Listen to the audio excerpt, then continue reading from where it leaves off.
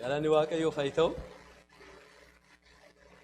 agalee waaqayyo waan nagaam orrime torban darbe ura sultan reesan kaasa ura torban darbe arga sirriit diru ko barataa barsiisaa warri turtan yeroo jedhu qaan dafee kaasa waaqayyo sinaa eebbisu torban darbe waa jedheera maalin jedhe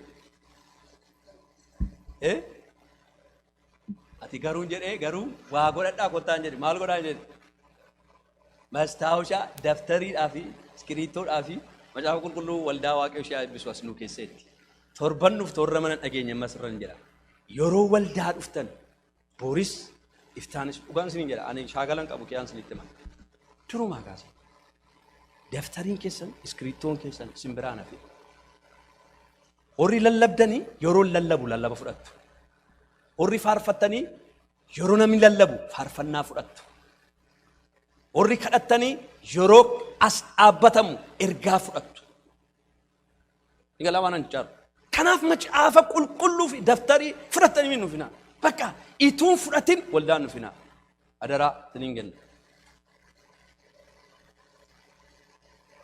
ameen nama tokkotu gaaf tokko akka jedhaa lallabaan dhagee faranjiidha silkii irraatii macaafa qulqulluu dubbisu ani recommending godhu sabaan ta'eef ofii koomsa enna ituma dubbisaa jedhanii waldaa keessa viidiyoo akkasii jira viidiyoo daddarba fakkaata macaafaan dubbisu lakkaa namni isaa digaa text messageedhaaf ergaa deebisaa digaa Facebook irratti gada macaafa qulqulluu waldaa irraa kana qabatanii dhufuun gaarii maaliifi nuuni biyya ormaa keessa yeroo turre poolisii jalaa kan ittiin ba'aa turre dhugaan sinitti makan ijoolleen Naayiroobii turan Keeniyaa turan kana beeku biyya Naayiroobii keessatti Keeniyaa keessatti poolisiin macaafa qulqulluu yeroo nurkatti argu nu gadhiisatu waldaatii dhufna waan ta'eef biyyi sun biyya kiristaanaati waan ta'eef waldaa macaafa qulqulluu qabatanii dhufuun ulfina naafiyyuu macaafa qulqulluu dhiistanii nufina waaqayyo sinaa eebbisu gara ergaa waaqayyo isa jalqabnetti deemnaa waaqayyo waan baay'ee nu barsiisaa jira ati garuu isa jedhu irratti dubbadha ati garuu yaa nama waaqayyo isa jedhu irratti jalqabne jechuudhaan Ximiitiyoosiin Phaawulostu gorsaa ture jenneetu jalqabneerra arragaa isatti ati garuu an isin warra jirru hundumti keenya macaafni qulqulluuni Phaawulos boqonnaa 4 irraa jalqabne arrammoo boqonnaa 2tti deebina gara ergaa Ximiitiyoos lammaffaa boqonnaa 2 baafadha achitti deebina 4 jalqabneerra 2 irra dhufna 3tti immoo deebina akkasii galuuf jedheera 4 irratti Phaawulos waan Ximiitiyoositti dubbate wanta isa gorse wanta ittiin jedhen isinitti dubbate 2 irrattis Phaawulos Ximiitiyoosin hin gorsa ture maaliif gorsa Phaawulos Ximiitiyoosin nama guddiseedha nama wangeelatti meedha nama wangeela dhugaa beefidha isa jalatti guddate isa duwwaa moomiti Ximiitiyoos tajaajilaadha amanaadha nama waldaa keessa tajaajiludha nama dhaloonni eeggataniidha nama namoonni isa ilaalanii gara gooftaa dhufanidha kanaaf akkamitti akka jiraatu akkamitti akka deddeebi'u maal gochuun isa akka jiru Ximiitiyoosin hin gorsa ture Phaawulos arrammoo anaaf isin hin gorsa jechuudha sagalee waaqayyoo maqaa waaqayyoo kan eebbifame haa ta'u yeroo tokko sagalee waaqayyoo keessatti ati garuu yeroo jedhamu iddoo guddaatti kennaa obbolo tokko maaliif akka jedhe boqonnaa 2 ergaa Ximiitiyoos lammaffaa boqonnaa 2 akka jedhee jalqaba ati immoo ilma koo jedha waaw maal jedha ati immoo yaa ilma koo jedha fooniin koo ilma isaa miti garuu hafuuraan ilma isaati kanaaf iyyuu Ximiitiyoosin ati immoo yaa ilma koo ayyaana isa Kiristoos Yesuus nuuf kenne maal ta'e jabaadhu ameen ameen maal jedha ati immoo yaa Ximiitiyoos ati inni wangeela fudhatte ati inni wangeela dhageesse inni haadha kee jalarratti dhageesse akkoon keessi guddisan ijoollummaa kee kaastee wangeelli sitti dubbate kan guddatte biddee wangeelaa irraa kan nyaatte ati yaa Ximiitiyoos ittiin jedhaan ayyaana isa Kiristoos nuuf kennetti jabaadhu maaliif jedhe akkatiin jabaanne kan si godhan jiru jechuudha nama tokkoon jabaadhu kan jettan yoo namni sun nuqqufate yoo namni sun laafe yoo haala inni keessa jiru gaariin ta'an isa duwwaa moo miti haalli inni keessa jiru gaarii ma yoo ta'e immoo naannoon gaarii yoo hin taane nama tokkoon jabaadhu akka maal hin taane akka hin nyaatamne akka hin fudhatamne akka hin liqimsamne jennaan namaan. Obboloota koo saba Waaqayyoo yeroo baay'ee namni tuu jira jedhu dhabaa irram jira garuu hin jiru namni. Waldaa dhufuun jiraachuu kee mul'isu. Yesuusitti jiraachuu keetu jireenya kee mul'isa malee.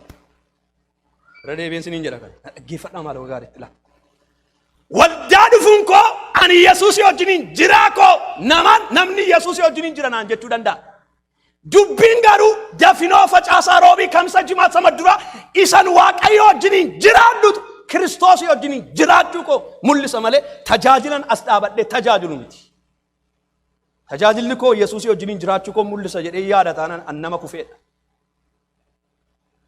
Phaawulosiin Xiimotewosiin kanaaf jedhee kanatti dubbataarra of eeggadhu yaa Xiimotewos ittiin jedhee lakkoofsa 2 akkana jedhe ilaala lakkoofsa 2 baay'ee natti tola ilaala gaa macaafa qulqulluu dhugaa baatota baay'ee duratti waan anarraa maal taate dhageesse ilaala obboloota waan ittiin jedhu dhugaa baatota baay'ee eenyudha dhugaa baatuun sun harmeesaa akkoosaa amantoota turan biratti waan dhageesse qabda torban darbee dubbadheera. Namoonni waldaa kana kee jirru baay'eensa har'as nan dubbadha. Paasteroota jalatti guddanne qabna, raajota jalatti guddanne qabna, waldaa keetti guddanne qabna. Cal jennee nama dhufne miti nu. Iddootti guddan namni wangeela nutti lallabee dhufee jira. Xiimotewoosin kan guddise Phaawulosidha. Phaawulos immoo Xiimotewositti kan inni dubbachaa jiru ergaatti dubbata. An jiraadhes an dhiises jedhee. Waan tokko yaadaa ture waroon kana yaadu. Yeroo biyya kana dhufne. Yeroo geggeeffamne akka waldaatti ta'u kamaatiitti ta'u macheem kiristiyaanota waan taaniif kadhannaadhaan dhufne mitiire ani kadhannaan hin dhufe naa kadhatame waan nama dhibu kiyaa waan hin irraanfanne macaafa qulqulluu naa kennan. Macaafa qulqulluu sana irratti xiqsiin barreeffamee jira. Maal naan jedhanii naa barreessanii lafa deemtutti Waaqayyo wajjiniin jiraadhu jedhe. Kun waggaa 17 dura ergaa roon. Phaawulos ergaa akkasiitti dubbata Xiimotewositti. Dhugaa baatota baay'ee biratti dhugaa sitti ba'ameera sitti dubbatameera. Kanaaf maal godheera ilaala akka jedha itti fufnee dubbisna. Namoota amanamoo irraa barsiisuuf ta'anitti adaraa kenneedha. Yeroo baay'ee nan dubbadha kana. Adaraa kennii jedha Xiimotewos. Maaliif? Phaawulos maal ilaalaadha? Ofiisaaf akka du'u beeka. Xiimotewoosis guyyaa tokko akka du'u beeka. Kanaaf carraa qabdu kanaan wangeela sitti laatame barumsa kana barsiisi namoota gabiraamoo obbiraati kaasi. Dhaloota kaasi darbi jedha. Jedhee dubbata. Ilaalaa gaa baay'ee namatti tola boqonnaa 3. Wanta 3 nuun taane macaafni qulqulluu Xiimotewosiin Phaawulos gudde tokkoffaa akkanatti hin jedhe ilaalaa lakkoofsa 3. Akka loltuu Kiristoos Yesuus dhiphina sana keessaa maal ta'e nama reequu. Maal keessa waan gaarii keessa waan namatti tolu kee akka jedhe dhiphina qaba Kiristinnaan. Yesuusii wajjiniin deemuun ari'atamuu qaba. Yesuusii wajjin deemuun jibbamuu qaba obboleettu. Waaqayyo wajjiniin jiraachuun gatii nama kaffalchiisa. Hiriyaa ta'uu dhabuu dandeessa, firoota dhabuu dandeessa, namoota si jaallatan dhabuu dandeessa. Maaliif jireenyi kee adda ta'uu jalqaba? Jireenya adda ta'e yerootti jiraachuu jalqabdu inni kaleessa si wajjiniin dhugaatii yerootti dhiistu si jibbuu jalqaba. Yerootti sobuu dhiistu inni kaleessa si wajjiniin sobuu har'a dhiisteetta waan ta'eef si jibbuu jalqaba. Ari'atamuu jalqabda isheen immoo maal taate inni immoo maal ta'e jedhu maaliif jireenyi kee jireenya addaa ta'a. Kanaaf obboloota koo dhiphina Phaawulos ittiin jechaa jiru wangeelaaf dhiphachuu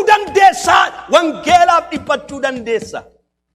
Jireenyi inni gabraasii ta'uu danda'a. Wangeelaaf garuu nan jiraadha yoo jettu hin dhiphamta. Gatii kaffalta. Dadhabina qaba. Ganama kaanii kadhachuu jira. Galgala kaanii kadhachuun jira. Fiiguun jira. Tajaajiluun jira. Caljinan hima. Deddeebi'uu duwwaa miti wangeelli. Seebbisaa duwwaa miti wangeelli. Wangeelli dhiphina qabaa. Akkana jedha. Tokkoffaa maalittiin ati maalittiin jedha. Loltuudha ta'edha. Loltuu beektu miti. Amma loltuu Ameerikaa yeroo ilaaltanii loltuun Ameerikaa maal qabu?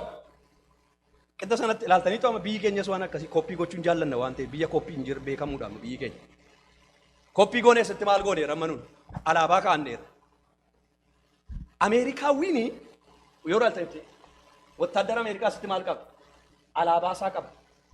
Biyya Arabaa dhaqii eessa dhaqii magaalaa kana kee jiraadhu wayyaa yuunifoormii uffatu sun eenyu akka ta'e beessa wattaaddara Ameerikaa ta'uusaa isaan beektu. Uffanni sun maal isa godhaa isa mul'isa jechuudha eenyummaa isaati sun. Yeroo wattaaddarummaa isaa dhiisu garuu siviilii fakkaata wattaaddara ta'uusaa hin beektu. Akka kootti yeroo uffatu wattaaddara ta'uusaa hin beektu. Namichi garuu yeroo wayyaa wattaaddaraa uffatu wattaaddara sitti moota ati uffanni kee addaa jireenyi kee adda maqaa Yesuusiin. Caljettee uffachuu hin dandeessu caljettee ma jiraattee akkuma warra kana taraasoo adallamaan ta'e nama Waaqayyo waame gatii qabduudhaati.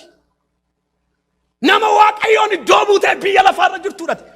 Ati koo ambaasaaddara Yesuus biyya lafaarratti Kiristoosin kan mul'atuudhaati.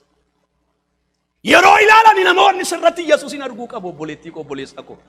Yeroo ati haasoftu yeroo ati dubbattu yeroo ati uffattu yeroo ati waan hundumaa gootu Yesuus Kiristoos kan taasa'u qe namoonni arganii isheen ikkoo pheenxee jechuu qabu. Baay'ee kan na dhibu.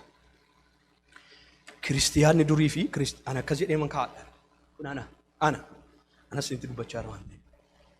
Namoonni durii fi namoonni ammaa dheengaddas dubbadhe kan isaan ittiin beekaman jireenyaan adda ba'u. Uffataan jireenyi Kiristinaan kun mee jireenya tokkoffaa akka jedha. Ati loltuu Yesuus ta'uu kee bara. Tokkoffaa eenyummaan kee ati loltuudha. Maal jedha beektu akka jedha. Namni loltuu ta'ee lolaa jiruudha. Isa loltuu godhate isa qacarate sana gammachiisuudhaaf agartaniitu namni loltuu Ameerikaa ta'e eenyu gammachiisuudhaaf jiraata. Ameerikaa ofii isaa miti fedha isaa raawwatu. Maal jedha beektu maayii nama dhibalaalaa asitti akka jedha. Gammachiisuudhaaf jedheetu bukkeedhaanii waa argachuudhaaf hojii warra kaanii hojii kaanitti lixuu hin dhiisaa. Nadha ilaalaa gaam na ilaalaa. Akka jedhu Phaawulos Ximiitiyoosedha. Loltuun tokko yeroo qacaramee iddoo tokko dhaqee hojjetu jedha. Jalqabeedha foormii guuteedha. Kana booda akka seera biyyichaatti akka heerichaatti nan jiraadhaa jedha jalqaba. Seera barsiisu jalqaba. Tireeningiin barsiisan jalqaba. Maal barsiisu? Seera akka itti jiraatu. Wattaaddarri tokko akkamitti akka inni uffatu. Wattaaddarri tokko akkamitti akka nyaatu. Wattaaddarri tokko rifeensa akka inni itti muratu. Baay'isa wee isinitti nima mana wattaaddaraa keessaa paankii warri muratta murachuu hin dandeessan. Mana wattaaddaraa kee hin danda'amu. Maaliif keeppii kaata yeroo hundumaa waan ta'eef mataan isaa innuma yeroo hundumaa. Seera qaba mana wattaaddaraa.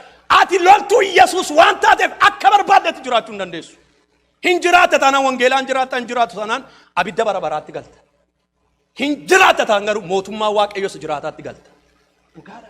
Sinirraa qaachuu qabu sinitti himuu qaba. Jaalalaan. Jaalalaan sinitti himuu qaba obboloota. Wattaaddara Yesuus yoo taate wattaaddara sirrii ta'e. Wattaaddarri tokko biyya keenya wattaaddara tokko beektu wattaaddara taate mana farsoofaatti irratti argamti. Mana farsoo duutaa wayyaa wattaaddaraa uffatanii mana farsootti yeroo argatamanii footoo kaasatanii fa'a. Maaliif wattaaddarri iddoon taanetti akka hin argamne seerarra jira waan ta'eef. Seera wattaaddaraa dhaqaalaa dubbisaan ture tun kana barsiisuu yeroo. Wattaaddarri iddoo taanetti yuunifoormii isaan uffatan ulfina qaba waan ta'eef iddoon taaneyyuu hin naqan. Amma eengada biyya keenyatti waldaa kiristaanaa dhaqan jedhanii lolli kee yaa dhageessaniitu. Waldaa beetu isaanii dhaqan jedhaniitu isaan dhaqan isaan immoo wayyaa san uffataniitu quwaa godhanii kuffisanii seera miti kuni akka seera wattaaddaraatti wattaaddarri wayyaa akkasii uffatee eessa dhaquu hin danda'u jedhan cheerchiyyuu dhaquu hin danda'u jedhanii agartaniitu iddoon dhawwamu jira iddoon hin dhawwamne jira. Phaawulos Ximiitiyoosi maal ati loltuu Yesuus waan taateef wanti si ajajamu jira wanta akkatti gochuu qabdu qabda waan ati gochuun siif hin taane jira. Ati loltuu Yesuus biyya lafaarra seexanaan akkatti loltuuf Waaqayyo si waame biyya lafaarra si kaa'eedhaati. Loltuu ta'ee garuu hubachuu qabda sirriitti. Akka barbaadde uffachuu hin dandeessu. Arrasanitti nima akka barbaaddan uffachuu hin dandeessan. Hello ijoolleen dhiiraa ijoolleen durbaa akka barbaaddanitti jiraachuu hin dandeessan. Si'a tokko kanaan nan jiraadhettanii kakuu galtaniitu. Kuni meenuu jireenya keenyaati. Waaqayyo yeroo nu ilaalu sagalee kanaan nu ilaalanu. Akka barbaadde haasa'uu hin dandeessu. Yeroo haasoftu kana keessatti haasaan kee maal ta'udha? Soogiddaan haasaan koo soogiddaan kan olma kan obboleettii koo kan obboleessa koo kaasuu qaba. Kan eebbisu ta'uu qaba. Waaw maqaa Yesuusiin haasaan kee haasaa Kiristoos haa ta'u. Ilaamee obboloota koo waan tokko isinitti hima. Ximiitiyoo Phexros mee yeroo Yesuus Kiristoos du'e wangeela lallabne ani Yesuus wajjiniin ture jedhee asitti waan kaate hin qabu. Garuu namootuma gidduu gaafanii dhaqee dhaabbatu dubartiin tokko akkeetti. Yeroo namoonni haasaansaaf namoonni ol arguu dadhabe. See tokko akkasuma haa godhu Waaqayyo maaloo. Haasaan keenya illee adda ta'u maaloo. Maman dunaa keessa dhaqanii bilixxixanii harka keessan hin gaa'inaa kiristiyaana. Kiristiyaanonni nuuf eeggachuu qabu waan haasaan. Namni hundumtuu nu haa dhaga'uudhaaf wanta hundumaa akka haasofnuuf nuuf hin eeyyamamne nuti. Yeroo achirra haasa'e jedhan duwwaa haasa'eeti. Yaada kenni yoonni siin jedhe duwwaa yaada kenni. Inni waan ati dubbattuuf arraba kee irra siika. Ana jedhamtu wangeela. Garuu cal jettee dubbattee dhattee abiddatti buutee dhuftee na baasi jedha namni siin baasu Waaqayyo akka kanaatti. Hin dubbatiin siin jedheera hin dubbatiin waa Waaqayyoof hin taane. Hin jiraatiin siin jedheera hin jiraatiin waa Waaqayyoof hin taane. Ati tokkoffamaan loltuu Yesuus kan si qaxare eenyudha? Waaqayyoodha. Eenyudhaan? Kiristoosiidhaan. Isin maaliin bitamtanii jedha? Gatiidhaan. Sini galeera akka ati qaxaramtan. Isin loltuu Waaqayyooti eenyudha gatiin keessanii? Waaqayyo Yesuus Kiristoosin biyya lafaa keessaa sin bite. Kanaafiyyuu qacaramuu yeroo jedhamu bitamuudha. Kan isin anaaf isin immoo bitamne dhiiga Yesuusin bitamne waan ta'eef kan Kiristoos heddataan eenyuuf hojjenna jechuudha? Waaqayyoof hojjenna. Eenyuuf jiraanna? Waaqayyoof jiraanna. Eenyu gammachiisuuf uffannaa eenyu gammachiisuuf nyaannaa Waaqayyoodhaan nama tokko miti. Haroon kee namni natti gammadee dhiisee Waaqayyoon natti hin gammadne tana maal naa godhanaaf jireenya hin jiraadhuun. Tokkoffaa ati loltuu Yesuus ta'e bari. Lammaffaa baay'ina dhiba inni lammaffaan lakkoofsa 5 akka jedha. Namni jedha dorgommiirra jiru akka seerichaatti yoo dorgamuudhaa baatee gonfoo mo'ichaa maal ta'uu hin danda'u? Argachuu hin danda'u. Lammaffaa akkasiin jedha Waaqayyo sagalee isaatiin. Ati fiidduudha jedha. Fiidduu wangeelaati yaa. Phaawulos Ximotewoosin maal jedhaa? Nama dorgomtuudha jedha. Dorgomtii irra jirta. Namni hundumtuu fiigaa jira. Namni hundumtuu dorgomaa jira. Hafuuraan hin jechaa jira. As keessaa namni fudhatan hin beeku. Nama hamma dhumaatti garuu nama hamma dhumaatti fiiguutu gonfoo san argachuu danda'a. Eloo dhagaa saba Waaqayyoo. Namni hundumtuu dorgomaa irra jira. Abbaan manaa hin dorgoma, haadha manaa hin dorgoma. Hundumti keenya fiigaa jirra. Eessatti fiigaa jirra? Gonfoo nuu qophaa'ee jirachi. Kan ijaan hin argamne, gurri namaa kan hin dhageenye. Qorontos jalqabaa boqonnaa 2 lakkoofsa 9 irraa kan Waaqayyo qopheesse, kan Waaqayyo si qopheesse moo? Gurri namaa hin argine obboleettii koo obboleessa koo. Iji namaa hin argine ati iyyuu hin argine. Isa bira ga'uudhaaf garuu dorgomaa jirtam. Fiigaa jirtam. Fiigicharra moo namni jiru? Galagalee dhaabbatee haay akkamiyaa hin jedhu. Qananiisaanii waan nama dhibu yaadi warra fiigan kana yeroo ilaalaa ture mucaa qulqulluu kana. Asiin namni jiru, asiin namni jiru. Dhagaa asiin namni jiru, asiin isaan kana gidduu fiigu. Namoonni maal jedhu? Maqaa waamu. Qananiisaa, qananiisaa. Qananiisaan dhaabbatee fiigaa jira. Galagalee. Hee inni tokko dhufee bira.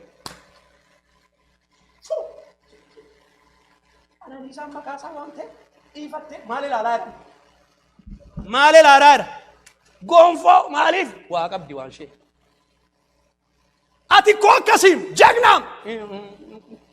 Beekanaa galeera jagna ta'u koo achi yeroon ga'uudha jagni garuu. Achi lafa gonfoon jiru asitti maa rakkina qabu. Achi. Appruuvaalii namaa ituu barbaaddu lafa Waaqayyo siin jedhe akka hin geenye kan si gochaa jiru nama baay'ee jira. Appruuvaalii namaa appruuvaalii Waaqayyo si wayya. Nama gammachiisuudhaaf. Masmara kee keessaan bayinati. Fiigi cal jedhi. Isheen immoo gowwaa. Inni immoo gowwaa. Gowwaa. Gaafa itti garaagar baa'uun waa dhufa. Guyyaan hin dhufa. Guyyaan gaaf tokko namni hundumtuutti garaagar ba'u. Shatatatatatatata mirga. Shatatata bita kee mirga kee abidda bara baraa jireenya bara baraa Orri amma dhumaatti fiigan jireenya bara bara Yesuusii wajjiniin Musee fa'aa wajjiniin haaloo maqaa Yesuusiin kana keessa Waaqayyo nu haa godhu. Kana keessa Waaqayyo sin haa godhu. Namni fiigu nama fiigu xannaachaan ture. Namni fiigu suufiidhaan hin fiigu. Baay'ina dhibatu. Amma amanaaf kibiruun itu suufii kana fiinne yoo moofi mannaan jedha caamaa kooteedha. Suufii wayyaa kooteedha. Kanaaf maaliin ta'u namni fiigu wayyaa xinnoo uffata nanna isaatti kan ulfaanne lakkeedhu sagalee Waaqayyoo seera ittiin fiigu iyyuu beekaa. Isa duwwaa moo biti. Fiigichi seera qaba. Fiiddeef immoo moottu. Fakkeenya sii kenna. Ituu fiidduu nama dhiitaa. Nama niitiin. Nama dhiitaa obboleessa keessa biraa dhiitaa obboleessa. Yoo amma fakkeenyaaf ituun fiigaa jiru qananiisaa dhiite qananiisaan kufee cabee an tokkoffaa bee maal jedhu? Maal jedhama? Maal jedhama? Hin moone. Maal gooteetta? Nama rukutteetta. Seera cabsiteetta. Nama jibbaa nama hadheessaa mootummaa Waaqayyootti hin galtu. Seeri tokkoffaan isa. Seera eeguu qabna. Seera sagalee Waaqayyoo. Ani seera kanaa isinitti maara. Ani seera isa waldaan kun seera qabdu miti. Seerri kanaa garuu maal jedhaa? Obboleessa si biraan niitiin, obboleettii si biraan niitiin. Si haadhiittu ati fiigi cal jedhiin. Sitta dubbattu ati haliin fiigi. Destinii kee ilaali. Museenii jedha sagalee Waaqayyoo. Maal beektu mana mootii keessa coomaa. Nama coomu jiru. Namni koo coomaaf obboleessa ajjeesaa. Hello, dhagahaa jirtu? Coomaaf namni ol ajjeesaa jira. Museen garuu cooma naaf hin ta'u. Maaliif? Kan yerooti jedhe. Borcii na baasisuu danda'a. Makiinaa gaarii akka noofu ta'uu danda'a. Garuu hin godhu jedhe. Maaliif eegaa? Ani jedhe waan Waaqayyoo naa qopheessee jira. Achi ilaallaani inni kun waan tokko miti yaa.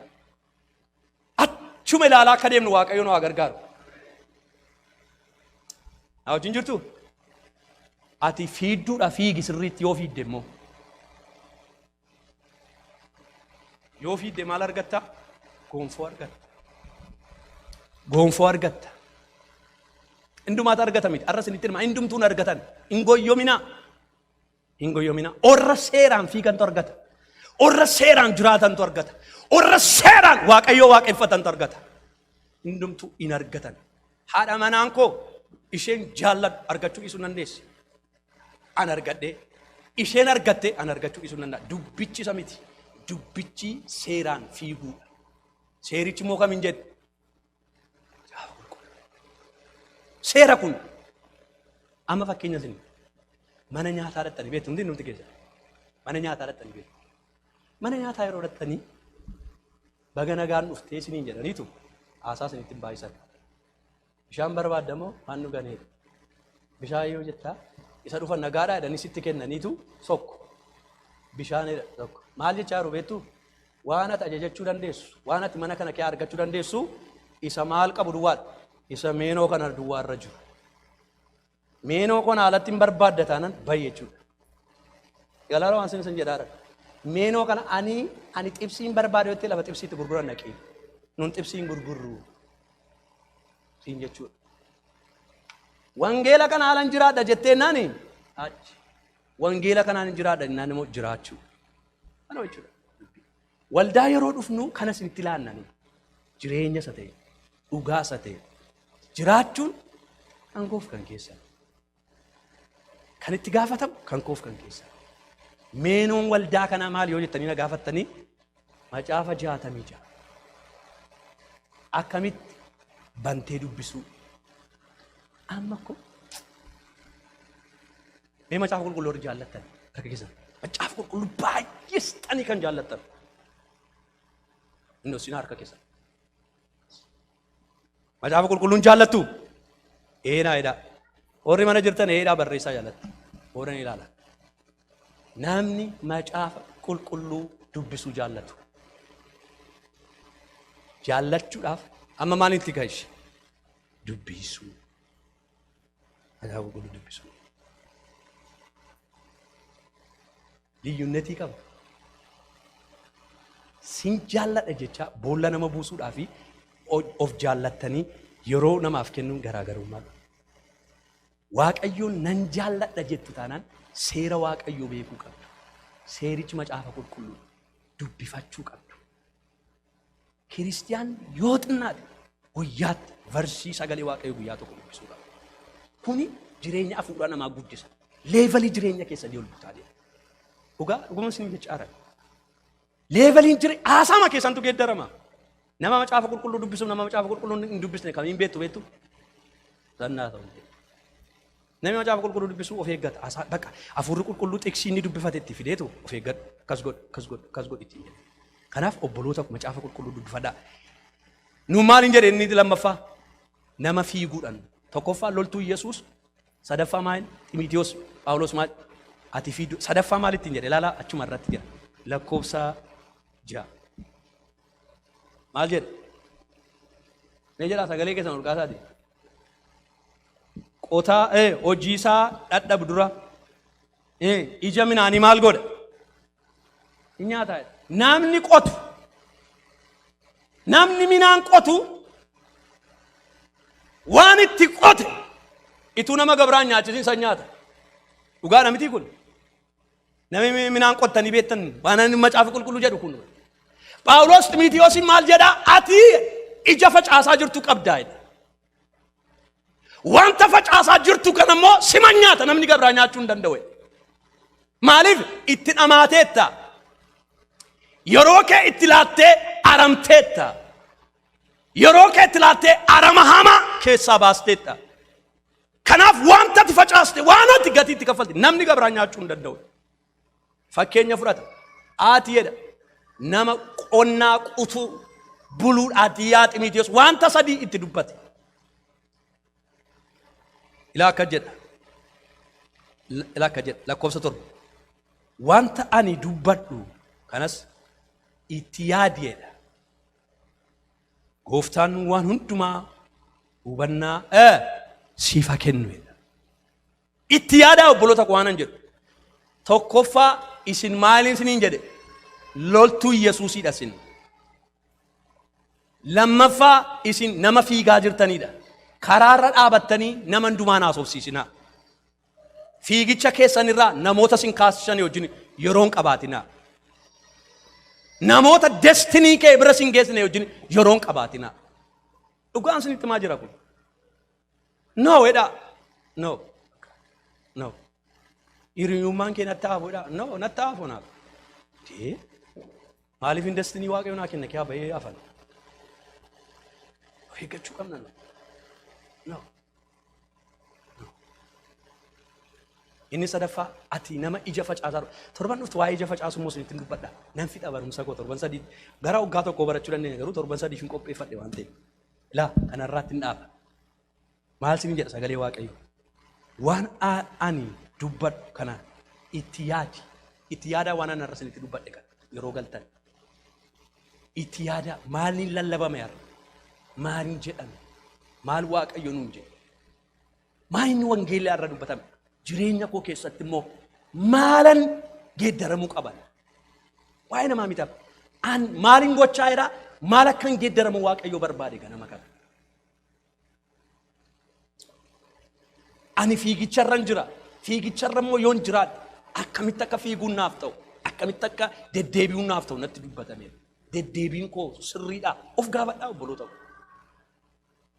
An nama ija nama gabaree tokkoni nama waaqayyo gooftaa akkani facaasuuf na waame wangeela facaasaan jiraan. Lafa hojii kootti wangeela facaasaa jiraan. Koominitiin jiraadhu keessatti wangeela facaasaan jiraan. Sabni maaliin na beekanaan? Wangeela akkamiin facaasaa jira? Wangeela jibbaa, wangeela olajjeesuu, wangeela garaagar ba'umoo, wangeela Yesuus Kiristoos diina kee jaalladhu jedhuun facaasaa jiran. Obboleessa kee jaalladhu jedhuun facaasaa jiran. Obboleettii kee jaalladhu jedhuun facaasaa jiran. Ask yourself, ofii kee gaafadhu. Maal facaasaa jirtatti? Lafa hojjettutti, lafa jiraattutti. Maal facaasaa jirran? Of gaafachuu qabna gaa. Maaliin gochaa jiran? Maaliin hojjechaa jiran? Dhaloonni maal narraa baraa jiru? Dhaloonni waan narraa hubachaa jiru? Of gaafachuu qabna. Akkamittiin jiraachaa jira? Of gaafachuu qabna. Maaliif gaaf tokko gonfoo qaba obboloota koo? I know obboloota nutti fakkaachuu dhiisin waan tokko isinitti himaa. Dhugaa waaqayyo waaqa jiraatan arra isinitti himaa. Kiristinaan kan nama Kiristinaa kan adda godhe amantii gabraarraa gonfoo qabaachuu isaati. Gonfoo hundumaaf fudhata miti. Nama hundumaatu badhaasa fudhata miti. Nama hamma dhumaatti fiige, hamma dhumaatti amanamaa nama ta'e, hamma dhumaatti amanamaa ta'eeti. Yaa Ximootiyoos, ati garuu fiigicha kee eeggadhu. Ati garuu jireenya kee eeggadhu. Phaawulos Ximootiyoosiin akka jedhe, arrammoo akkas isiniin jedhe. Ati garuu yaa obboleetti, ati garuu yaa obboleessu. An eessan jira. Waaqayyo wajjin jiraachaa irraa moo maal fakkaata deemsi keenya? Dhaabbannee Waaqayyo kadhannaa.